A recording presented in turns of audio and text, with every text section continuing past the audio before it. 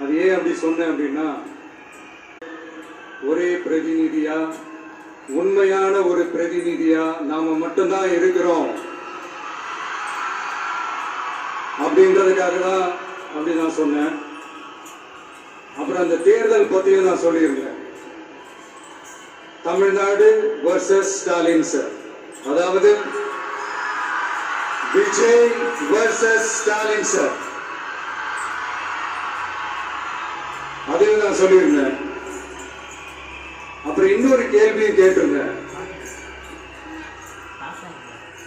இது தமிழ்நாடு சட்டசபைக்கான ஒரு தேர்தல். இதை ஏன் தமிழ்நாட்டுக்கும் டெல்லிக்குமான ஒரு எலெக்ஷன் சொல்றீங்க அப்படின்னு நான் கேட்டிருந்தேன்.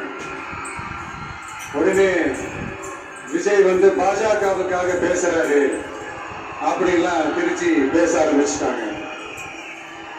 அப்புறம் ரெகுலரா ஒண்ணு பண்ணுவாங்கல்ல, நம்மளுடைய சிறுபான்மை சகோதரர்களை பயமுறுத்தி பயமுறுத்தி ஒரு ஏமாத்து வேலை ஒண்ணு செய்வாங்கல்ல, அது இனிமே அவங்களால தொடர்ந்து செய்ய முடியாதுன்னு அவங்களுக்கு தெரிஞ்சு போச்சு. அதனாலதான் நான் என்ன பேசினாலும் அதை திருச்சி பேசுறது, அந்த தில்லு முள்ளு வேலைகள்லாம் அவங்க செய்ய ஆரம்பிச்சிட்டாங்க. சென்னையில டெல்லின்னு கூப்பிடுறதும், அடிக்கிற கொள்ளைக்கு ரைடு வந்துட்டா டெல்லிக்கு வெள்ளை கொடை பிடிக்கிறதும்,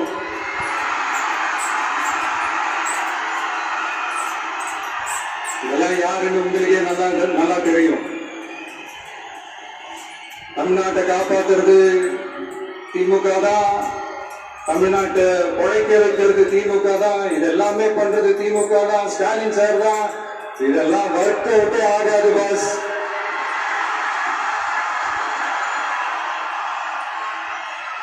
சின்ன பசங்களாம் சொல்ல ஆரம்பிச்சுட்டாங்க, ஓம் சக்தி பராசக்தி, திமுக ஒரு தீய சக்தி.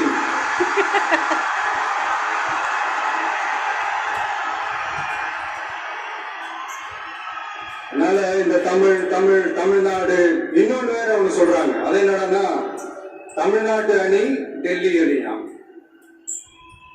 கிரிக்கெட்ல கூட தமிழ்நாட்டு அணியை டெல்லி அணியால தொட்டு கூட பார்க்க முடியாது.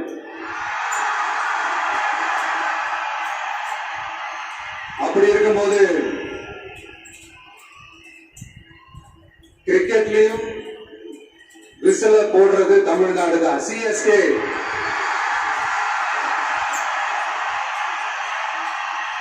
வரப்போற எலெக்ஷன்லயும் விசில போட போறது நம்ம டிவிக்கே தான்.